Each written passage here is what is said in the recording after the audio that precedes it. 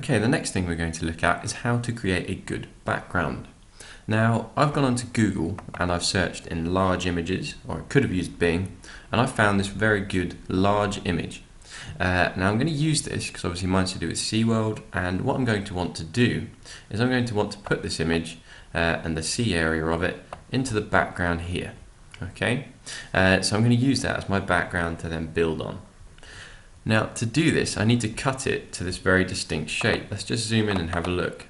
So we've got all these triangles and we're going to need to make sure it fits. Now there's a really nice way to do that. What I'm going to do is I'm going to first of all change the blend mode of this image. I've made sure it's large enough. Just hold shift, drag, make sure it's big, and I've made sure it's large enough to cover the whole thing. Then I'm going to come up here and I'm going to change the blend mode from normal to linear burn. Now once I change it to linear burn, you'll see that I can now see everything underneath, and I'm just going to look at the top one for now. Now along here I want it to be cut out to that shape, so I'm just going to place it to where I want it, and I want it about there. So next step, what I'm going to have to do is I'm going to have to cut out this image to that shape. There's a quick way.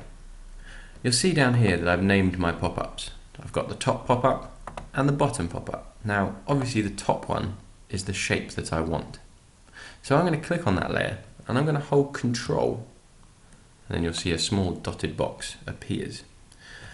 I'm going to hold Control and then I'm going to click on the thumbnail. The thumbnail is the little picture in the layer.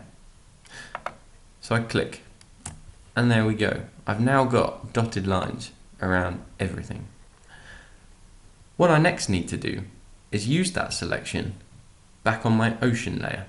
So I'm going to go back up to my image, and then all I'm going to need to do from here is press one button, and that button is Add Layer Mask. So I click Add Layer Mask, and now you'll notice it has been cut to fit. And because I changed it to linear burn, I can still see all the fold lines. Let's zoom in and have a look.